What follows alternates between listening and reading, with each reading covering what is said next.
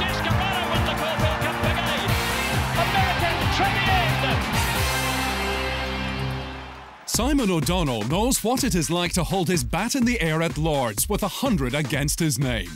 He's played in a winning World Cup cricket team as a bludgeoning all-rounder, captained his state, and is the last person to have ever played both Australian rules football and cricket at the highest level.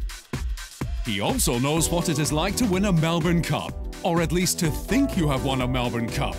That knowledge was cruelly ripped away after 30 seconds, when a photo finish revealed his horse Bauer had in fact run second to Viewed in 2008. The closest finish in the 150-year history of the race. I think it was a very positive experience. I still can't remember clearly the last 400 metres. When he started coming out of the pack, your system goes haywire, and when you could see that it was just going to be him or Viewed, that was just an enormous thrill.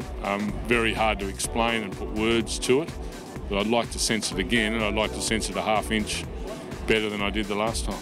O'Donnell, who with Terry Henderson runs OTI Racing, could have up to 4 runners in this year's Emirates Melbourne Cup, as his quest to win Australia's greatest race grows stronger every year. Henderson, who won the 1995 Melbourne Cup with Dorimus, and O'Donnell joined forces a dozen years ago and have been key players in the trend to buy overseas stayers for a crack at the Cup. Vanagar, Drunken Sailor and Bauer have been here before, and Sahara's son, who ran in today's Bendigo Cup, is on his first trip. Look, I think there's a couple of characteristics. They've got to have a strong finish. They've got to be able to see up the distance, preferably on top of the ground, because the Cup over most years is on good ground. And these days we like to try and buy the younger horses, so maybe even the first year out here, as is the case with, say, Managar and Bauer and also Drunken Sailor, that first year gives them great experience to go on to the second year. So horses that are young enough to have 2 or 3 preps. O'Donnell, who says his racing bug is curable only by death, agrees OTI has refined its search for a Cup winner down the years. Like, they've got to be able to stay. That in itself has changed a little bit in the last few years. And now we're looking for horses that can stay at 28 and 3,000 metres. They're suddenly in the frame. You know, they used to be one-pace plotters, and I challenge anyone to call Americane a one-pace plotter. Hopefully we get here. Win, lose or draw this year, O'Donnell reckons the quest for a Cup is as big an adrenaline rush as his glory days as a cricketer and footballer. It's a different emotion. I think it's better. I think in sport, individually or with a team, you know, you're in control of your own destiny to an extent. In this game, you're just not. You know, once the horse is in the hands of the trainer, once they're on the way to the barrier, once it rains, once you draw a barrier 18 of 18, all those things, they're just completely out of your control. There's nothing you are in control of. And I think that's the great thrill of it. Yet you've got no hope of having any sense of control of the whole thing.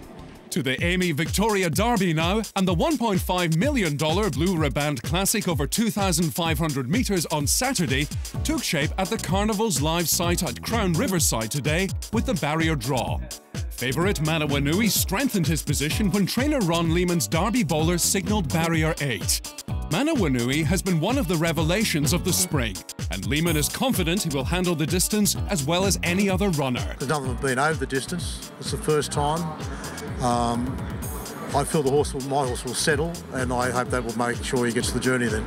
Manawanui's case was strengthened with Sabraj drawing 16, much to Mike Maroney's disappointment.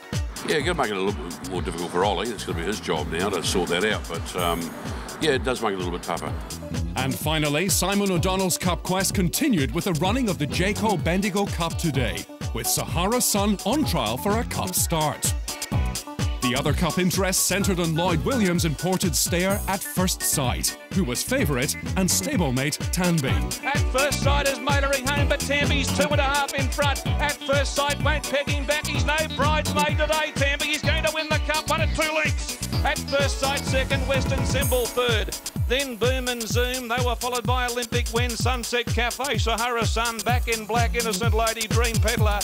Join us again tomorrow for another bite out of the Victorian Spring Racing Carnival.